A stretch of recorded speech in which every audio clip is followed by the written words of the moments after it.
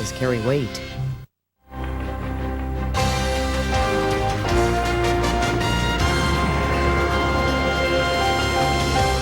As the clock ticks closer to Y2K, a last-minute computer fix on the air traffic control system today. We have a report on what the government's doing to make the skies safe. Good evening, I'm Paul Kangas in Miami. And I'm Susie Garib at the New York Stock Exchange. Not much action here today. Many traders have already left for the holiday. The Dow lost 31 points and the NASDAQ slipped 4. Then, from suffragettes to civil rights, we look back at a century of change that has rewoven the fabric of American society. Nightly Business Report is brought to you by Compaq, makers of compact non-stop e-business solutions for companies who know that the online world never stops, so their information systems can't stop either. Franklin Templeton, serving investors for over 50 years. Franklin Templeton and Mutual Series, investment products distributed by investment professionals.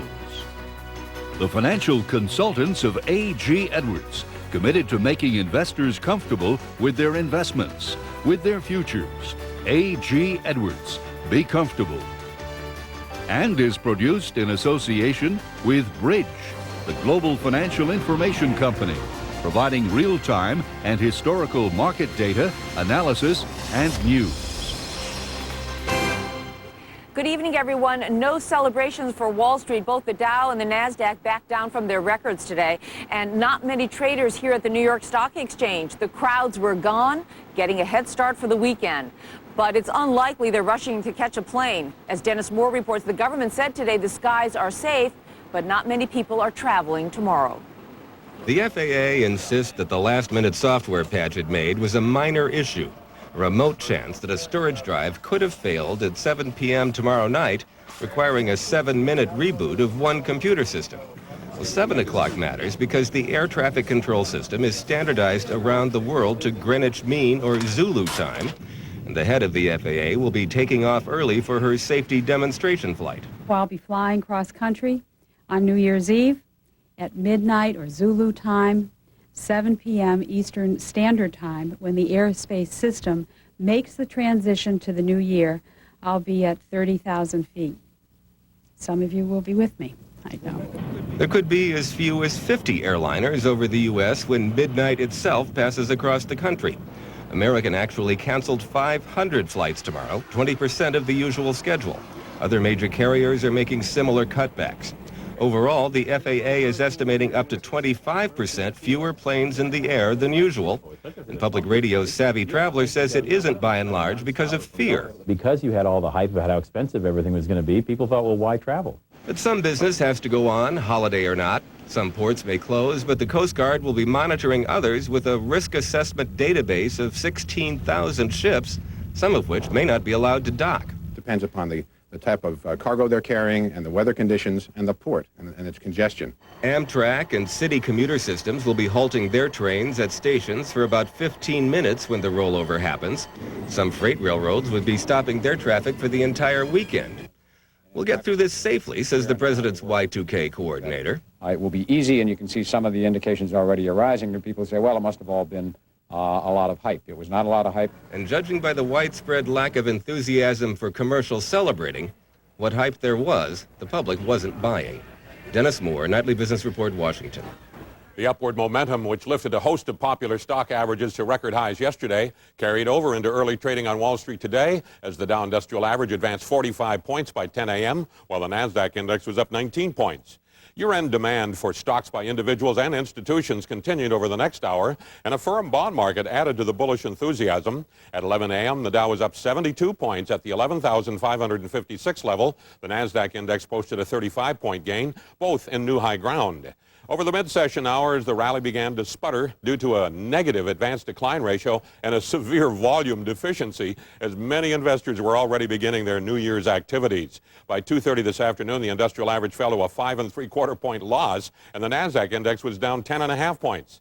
Even though New York exchange market breadth turned positive, the blue chip sector continued to suffer from neglect, and the Dow Industrial Average slumped to a closing loss of 31.80 points at 11,452.86. In today's 122-point trading range, the Industrial Average closed up only 6 points from its worst level of the session.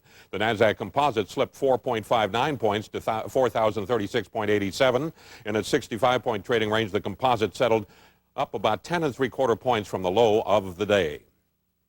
Big board volume slipped again. It has every day this week. Only 563.1 million shares slow going, but about 66 million more shares of up volume than down volume.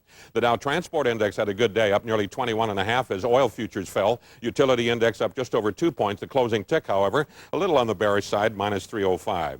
Standard & Poor's 500 managed to hit a record high, up 1.01. The S&P 100 down exactly a point and a half. Mid-cap 400 slipped almost half a point, and the Bridge Futures Price Index edged up 0.04. New York Stock Exchange Composite rose 1.18, a 3/4 point rise on the value line. Russell 2000 small cap down 0.42, but the Wilshire 5000 did manage a record high with that gain of just over 3.5 points. After the market closed, the Federal Reserve reported in the week ending December 20th, the M2 money supply rose $28.5 billion. The bond market moved higher on its last full trading day of the century, helped along by a drop in the Chicago Purchasing Managers' November Index of Manufacturing Activity. A drop in oil futures was another factor enabling tax-free and corporates to hold steady, while treasuries rose modestly. The 5-year notes up 3/30 seconds, 10-year notes up 2/30 seconds, Bellwether 30-year bond up 8/30 seconds, bringing the yield down to 6.43%, and the Lehman Brothers long-term treasury bond index was nearly 1 3/4 points higher. I'll be back shortly to show you where the action was on Wall Street today. Susie?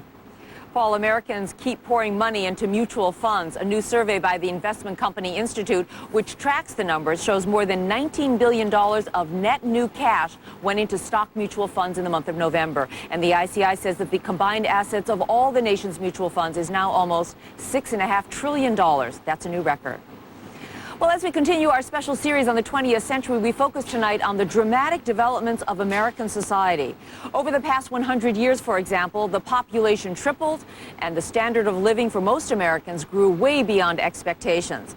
In tonight's Countdown to Business 2000, Diane Estabrook takes a look back at where we've been and how far we've come.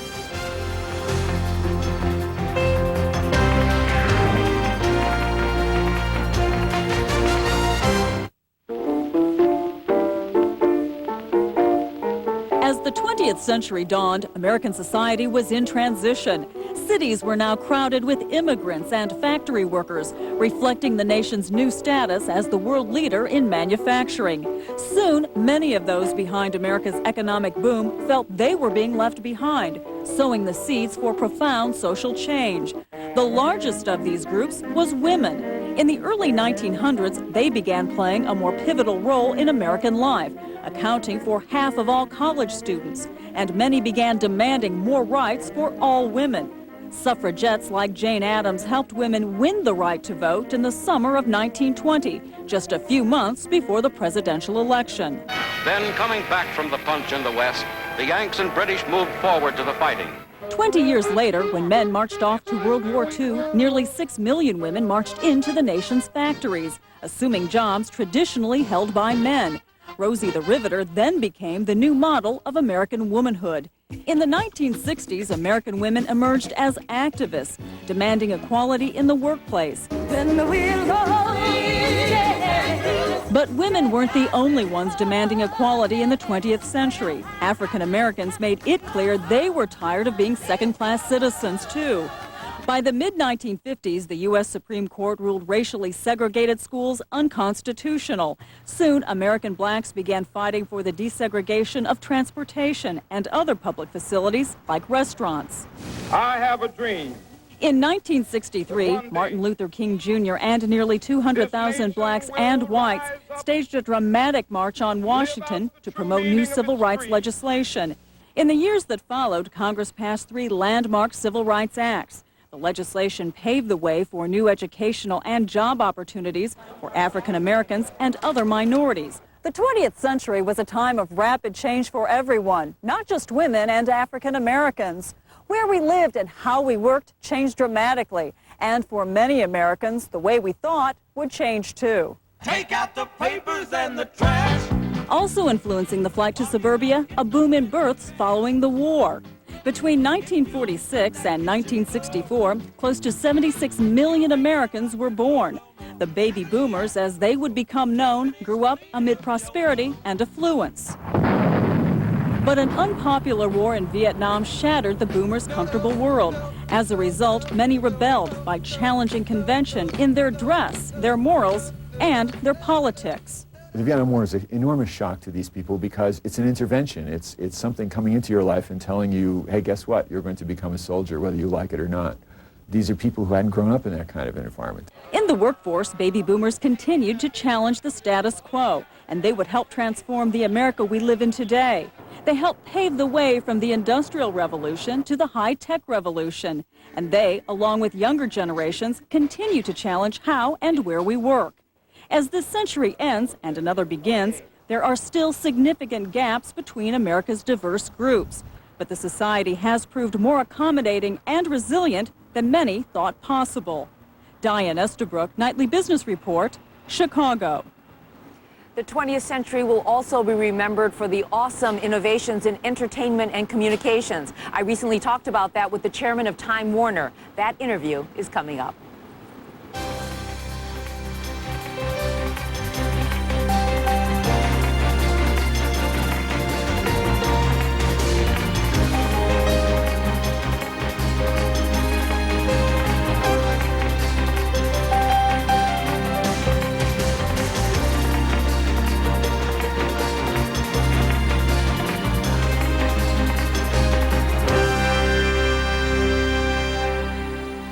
Buyers took a well-deserved breather on Wall Street today, and the market backed down. Probably a healthy development after the rapid pace it's been rising, with down 31.80 in the Dow. But you see the broader market actually higher by a 17 to 13 ratio, and 108 new highs for the year, more than we've been seeing recently, 165 new lows. Compaq Computer topped the active list on only 6.3 million shares, but the stock up 9/16. Philip Morris edged up 3/8. Transocean Offshore was down 7/8. The stock was added to the Standard & Poor's 500 after the close today, but the run-up recently in anticipation accounted for the downturn today, a little profit-taking. America Online dropped 1 5/16. Tyco International continuing to firm up just over a point. Xerox up 9/16. Pfizer dropped 3/16. Waste Management moved up 3/4. Texas Instruments got hit by some profit, taking down 6.5. Saw no specific news to cause that. But Charles Schwab down a point today. The Wall Street Journal's Heard on the Street column noted that investors remain cautious about the prospects for web brokers like Schwab. Agilent Technologies up 9 9/16. Lehman Brothers Brokerage increased its 12-month price target for the stock from $67 to $90 a share. Computer Associates up 4 1/8, benefiting from a Morgan Stanley increase in its price target from $62 to $80 a share. And Lexmark up 5 3/4 after PaineWebber increased its price target from $90 to $110 a share. And Marsh McLennan gained 3/4. Prudential increased its price target for this stock from $91 to $108 per share. Sony continuing to rise. Of course, on Monday it announced a 2-for-1 split. It was at 254 then. Now look where it is. And then UAL, parent of United Airlines, up 2 points, helped along by an $87 per barrel drop to $25.60 a barrel in February New York oil futures. IndyMac Mortgage Holdings, one of the best percentage gainers of the day, rising 2 7/8. Analysts told us this company will reap many benefits in the first quarter of the new year when it converts to a thrift organization. Advanced Communications up 2 5/16. The company's expanding its operations on the internet, but they didn't call back today. We saw no specific news. Titan Corporation, a 6-point gain. The company's Kayenta subsidiary, a software maker, has filed for an initial public offering, which it hopes will raise $70 million. Young and Rubicom up 7 5/8. This stock will be added to the Standard & Poor's 500 index after the close on January 5th, replacing General Instruments, which of course is being taken over by Motorola. Carabiner International, the big loser of the day, tumbling 3 5/16. The company reported a fourth quarter loss of $1.61 a share versus a loss of only 37 cents last year. Revenues declined at 7.6%. And Benckiser down 7 7/8. The New York Stock Exchange will seek to delist this stock because insufficient number of shares out after a recent tender offer. The NASDAQ index down 4.59, not a new high for a change. Volume was down about 49.5 million shares from yesterday, 19 stocks higher for about every 21 lower. Qualcomm, a little profit taking there, down 12 points after a huge rise yesterday. Yahoo, however, bucked that trend, up 12 3/8. Microsoft down 5/16. Commerce One, which has been so strong recently, down nearly 7. Cisco System edged to 16th higher, 5th in dollar volume. CMGI down 7. Amazon.com fell 4 7/16. Oracle bucked that trend, up 1 3/8. And JDS Uniphase, which had been so strong recently, off only about 3 and a little over 3 points. Amgen moved up 3 1/16. ComTouch Software had a good day, up 11 5/8. Microsoft has purchased over 700,000 shares, or some $20 million in stock in this company. Intraware up 12 7/8 after being up 21.5 yesterday when Bank America issued a buy with an $86 a share target. Today, First Boston repeated a buy recommendation, and Cellstar dropped 2 3/32 after the company warned its fourth quarter earnings will be about 20 to 23 cents a share versus a Wall Street estimate of 34 cents a share.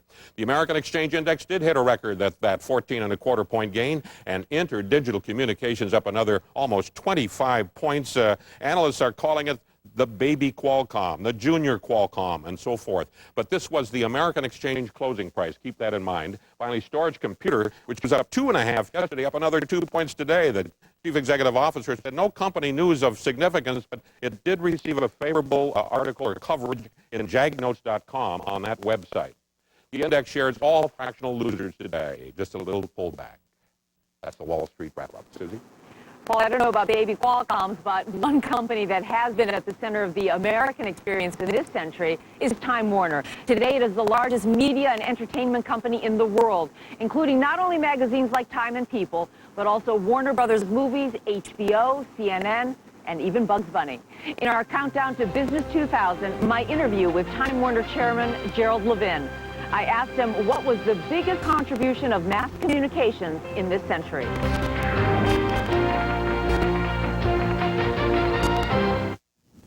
Revolutions in public opinion come really as a result of the changes in the way public opinion is formed. So if you ask me to characterize the century and media and the way people get their information, it's really to look at the remarkable ways in which people's views have changed, the society's views have changed when you've delivered material through radio, through magazines, through television, through the internet. That's, to me, one of the most striking things about the century. I'd like to get your assessment on the future of a number of areas, but just quick thoughts, just like a word or two, and I'd like to run down the list. Newspapers and magazines. Print is here to stay. I think magazines, because of their design, are definitely here to stay. Movies. Movies are so fundamental because it's just a terrific way to tell stories. You'll be able to get them, however, in so many different formats, many different digital formats, but there will always be movies and stories. More violent, less violent? I think in our society today, particularly in the United States, there'll be a movement to curb the violence. Cable TV. Cable will be the ultimate platform for the distribution of digital material. Broadcast TV? Broadcast TV, which will be carried essentially on cable, will be continue to be a mass market programming system. The internet? The internet will dominate the 21st century. It'll be the primary way that most people get their information. From everybody I've been talking to, it sounds like more and more things are, what you do with your work, your entertainment, your shopping is going to be so computer-based. I mean, we already have so many couch potatoes, but it sounds like there's going to be less motivation to get up out of our chairs. No. The social attraction of enjoying things together and the tactile world is so fundamental that people will get out. But take sporting events. It is still a fact that the availability of sports in so many different ways, but being at an event, whether it's a football game or a boxing match or a baseball game, there is no digital substitute. Virtual reality is not reality. Mr. Levin, we have seen that American culture has spread all around the world. People love American movies, American music. They're tuned in to American news, American culture. Where do you see this movement moving, the momentum of this in the next century? I think increasingly you will see much more culturally motivated movies, music, information coming from the diversity of societies around the world. And American material will be less pervasive in the next century. And I think that will be very healthy. Thank you very much, Mr. Levin. Thank you. Tomorrow, he is one of the most successful fund managers in history. A very special Market Monitor interview with Sir John Templeton.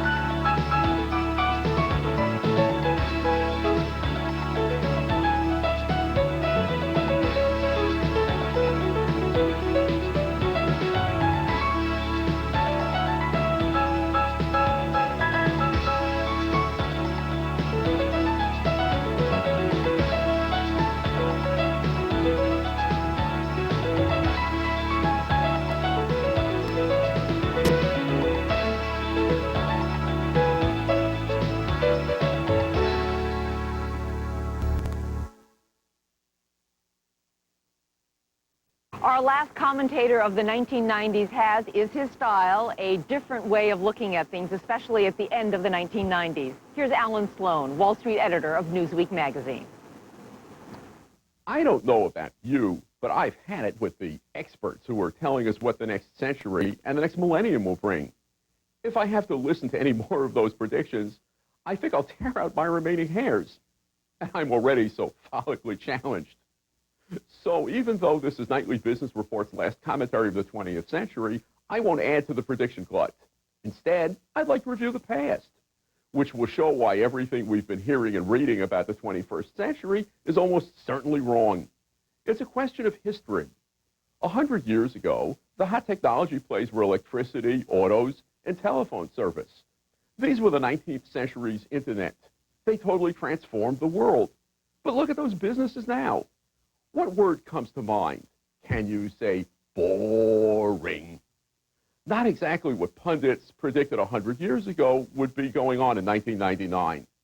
And today, remember, things move a lot faster than they did in 1900, which makes it harder than ever to make accurate predictions. These days, if you can get stuff right a year ahead, you're a genius. A century ahead, forget about it. 1,000 years ahead, what are you smoking? So let's all have a happy new year, a scintillating century, and a marvelous millennium. And let's remember to take them all one day at a time. I'm Alan Sloan. Recapping today's market action, a bit of a pullback and a quiet day of trading. The Dow fell 31 points and the NASDAQ index lost about 4.5. And please join us at our worldwide website, NBR.com, or on America Online, keyword NBR. And finally, the busiest place in the world tomorrow night will probably be right here in New York City, Times Square. The city is expecting more than 2 million people to ring in the new year here. But if you can't be here in person, you can watch it on TV. 28 domestic and international TV networks, including PBS, is going to carry that event live. They've run miles of audio and video cable, put in hundreds of phones, fiber optic lines, equipment trailers, workspace, and in case it's cold, warming areas. But, Paul, no matter what the weather is, New Year's Eve in Times Square has been a New York tradition since 1906. And this one promises to be the best party of them all. You know, they're going to be starting celebrating tomorrow morning at 5:30 with all sorts of events and Things like that. I won't be there to watch it, but it's Nor going to will be a I. lot We're going. both working tomorrow. Okay. That's Nightly Business Report for this Thursday, December 30th. I'm Susie Garib. Have a good night, everyone. And good night to you, Paul. Good night, Susie. I'm Paul Kangas, wishing all of you the best of goodbye. Nightly Business Report is produced in association with Bridge, the global financial information company providing real-time and historical market data, analysis, and news. And it is made possible by the financial consultants of A.G. Edwards, committed to making investors comfortable with their investments, with their futures. A.G. Edwards, be comfortable. Franklin Templeton, serving investors for over 50 years. Franklin Templeton and Mutual Series, investment products distributed by investment professionals. Compaq, makers of compact non-stop e-business solutions for companies who know that the online world never stops, so their information systems can't stop either. And by the financial support of viewers like you. Join us tomorrow on OPB Radio for All Things Considered and Lost and Found Sound. We'll have an exploration of time to wrap up the year and the century. Join us tomorrow at 5 on OPB Radio.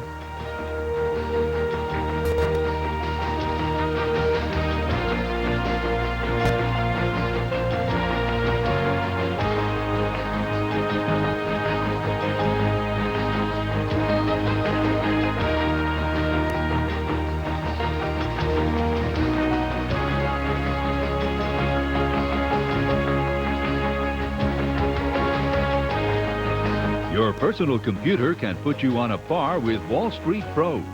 Find out how from Log On to Investing, NBR's award-winning video guide to online trading and research. To order by credit card, call 1-800-535-5864.